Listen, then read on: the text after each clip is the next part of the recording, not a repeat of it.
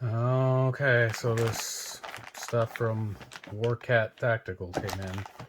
Again, this is a new brand from Alien Gear, who I've had some experiences with it in the past, but they had this deal, this new thing, so I said, well, I'll give this a shot and see what's in here. Okay, so there's one of them. This is just their standard outside the waistband holster, and then the other one should be, this is the appendix holster, comes with some stuff, and this is going to be the claw for it, the mounting hardware, and then the little pad for the back. So that'll be interesting. I'm going to put that all together here in just a few minutes. But first, I don't know. This stuff, it's thick, you know, it's sturdy enough, I guess, just on initial impressions. If I take it compared to like my Dark Star Gear holster here, you can see there's finish differences. The Warcat is a lot smoother, slicker, if you will, while the Dark Star Gear is just cut out here for the RMR. The Warcat has this great big giant hood to cover it up, and this is the RMR specific model, or I'm sorry, the red dot specific model. They're not actually specified for RMR, SRO, whatever you happen to have, Holosun. So it's just a great big, you know, hood over that. The outside the waistband one here, just some more tension screws or something, some extra hardware if you want to fiddle with it a bit. But again, this has the great big hood there for the RMR. So one of the things that is mentioned clearly on the website is that these, while they are built for to have the red dot, it says that this sight channel here is not tall enough to accommodate suppressor height iron sights. And that's what I have on my Glock 19 that I'm going to be trying this out with. But before I took this off, I wanted to go ahead and actually just give it a try, kind of see how close it actually is. So first of all, this is unloaded and clear. And let's see. Okay, so it gets to there. All right, that's actually there. And let's see. Can we see? Is that catching on the front sight post there? It sure is. I don't know if you can see it down in there, but it sure is. It's caught right on the top, so that's as far in as that goes. So I get the gun back out of here. Ugh. Okay.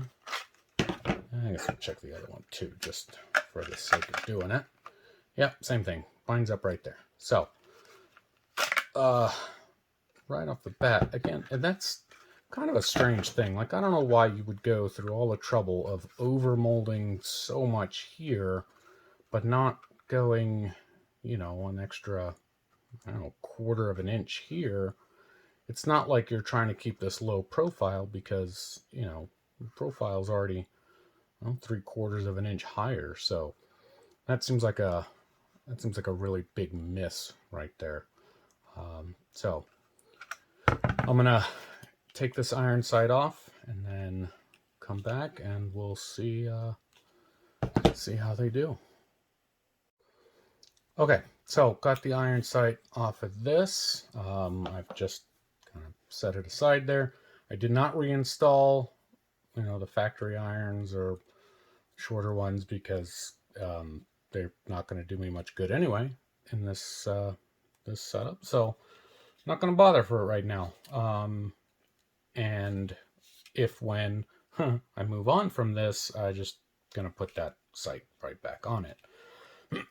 So as I got ready to put this together, the first thing I wanted to mention was it had been brought up in one of the groups that this claw attachment only uses a single screw to hold it in place. And the concern, of course, is that, well, unless you tense it down real hard, it's going to, it can twist and turn and doesn't, it loses effectiveness if you mount it on the holster and then it shifts or turns or whatever.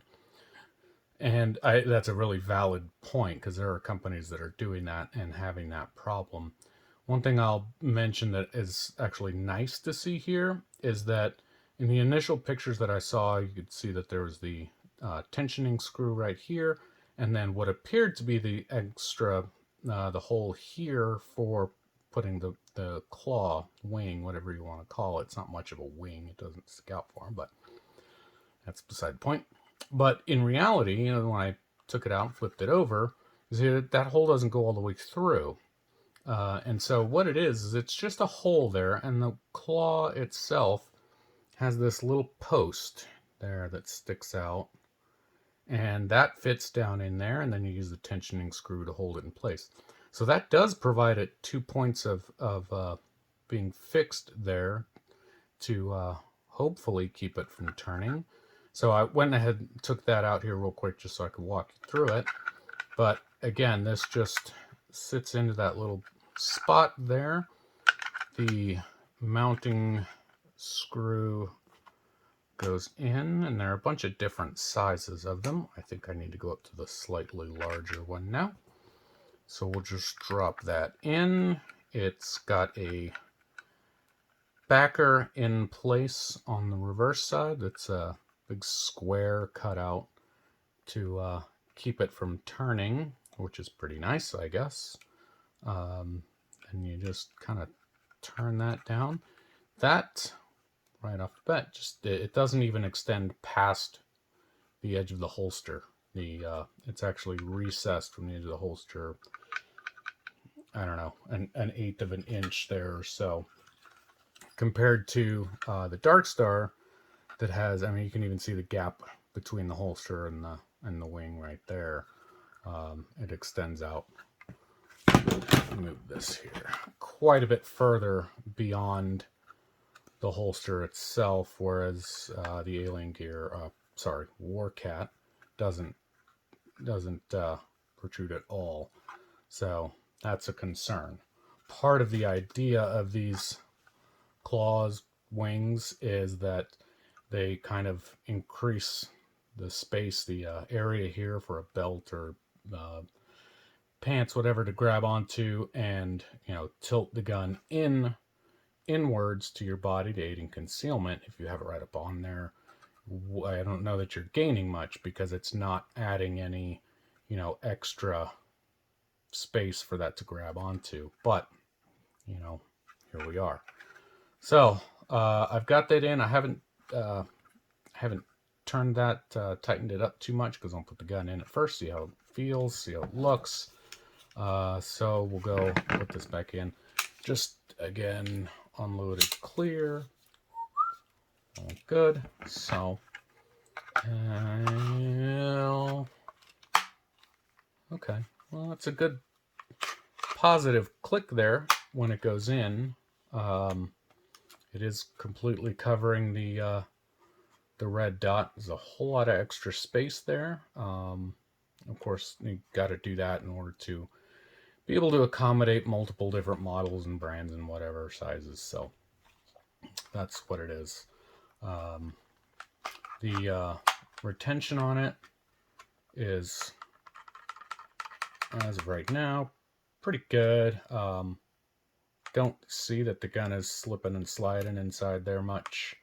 So that's good. I'm not pinching it shut here. I'm trying to hold it by the edges there in order to try that out, just from the clip there. So honestly, that's surprising, and it's surprising in a good way.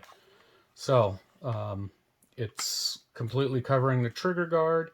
It isn't, there's no sharp edges on the back here. It's not covering my magazine release. Some people want it covering, I don't. You know, whatever.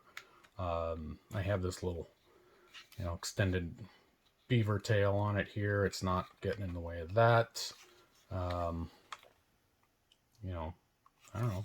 So far, so good, I guess. The other thing, speaking of aiding in concealment, the other thing that I like in a lot of my holsters is the pad. You know, just a little pad on the back to push the holster itself, angle it in towards the body a little bit more. Of course, just add a little space there and it pushes it in. So Warcat comes with one. It's real foamy. It's real soft, which is good if comfort is king for you. The problem I foresee having with this particular one is that it's just a soft fabric, and I know that if you're wearing this up against your body for extended periods of time, this is going to get soaked with sweat. If you happen to be, you know, out in a desert environment like I am, it gets really hot, and this is going to just trap all of that moisture and be kind of gross. So this might be something that I end up, if I, you know, decide to give this a nice long trial, I guess, if you will, I might just replace this. I've got a couple of different pads that I might just swap out. But one thing that it doesn't have is Velcro, hook and loop, whatever. It just has what appears to be a little adhesive tape on the back here. It's stuck on there pretty good, which is nice. And then we'll just take this and stick it onto the holster. I'm not sure exactly where it's going to go, how it's going to go. The way that the holster is molded, it's, you know, a little wider here for the frame and then narrower for the slide. So I don't know exactly. I guess I might end up having to put it all the way down, kind of sticking off the bottom, just in order to have enough flat surface for it to hold on to. Let's just go ahead and do that. Let's see. All right. I hope this isn't a do it once and you're stuck with it kind of thing, but we'll put this, I'm going to line it up pretty much how I do my others, which is going to be right aligned with the bottom of the holster itself. Let's see, we get pressure on that to put it. Oh, well, okay. I mean, it's holding. I don't like that it's, I mean, again, there's nothing else holding it in place there other than that little spot of stickiness, but we'll see. The clip itself is awfully flexible, which is not very good. I think this is probably thick enough that the cracking, eventual cracking, is going to be the clip itself as opposed to the holster, the attachment to the holster point there.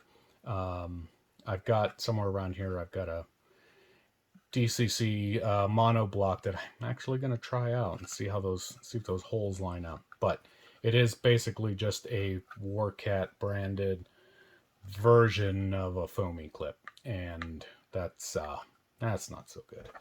The OWB outside the waistband holster, let's see. Also, gun fits in it pretty good. Retention's pretty all right. It was. I have not adjusted it yet, so I'm not. Let's see if we can tighten that down a tad without doing too much. Let's give that like half a turn and see. Okay, well, it's still locking in place. That's better. That's much better. Okay. Again, side channel, why would you make this short? But that's the side point. The attachment here is essentially a paddle, which sucks. They ask you what size belt loop you're going to use with this, what size belt, and I clarified 1.5 inch because that's what size my belt is. I was hoping for just, some standard loops or whatever, but this is sort of, just one of these paddles that's got space here for the belt to catch within there. And then on the inside, it's less than ideal, obviously. It does have some adjustable mounting here. There's 3 holes there, so you can change this angle ever so slightly, not a whole lot. But yeah, as far as outside the waistband, this at least with the paddle, just right from the start, would be a non-starter for me. So other than that, I don't know, it looks okay. It's a pretty basic, there's nothing to it, just kind of a slim, slick holster. The tension adjustment is pretty good. It's got the right parts in. It's got the little rubber spacer there and everything. Covers up the trigger guard. Again, it does cover up the optic without, smashing into it or anything. I don't know. I guess all things considered, I don't hate this yet. Time will tell. So I'm going to put that on, try it out for a little bit, wear it around, and kind of see how it goes. So that's it. Just introductory. Bye.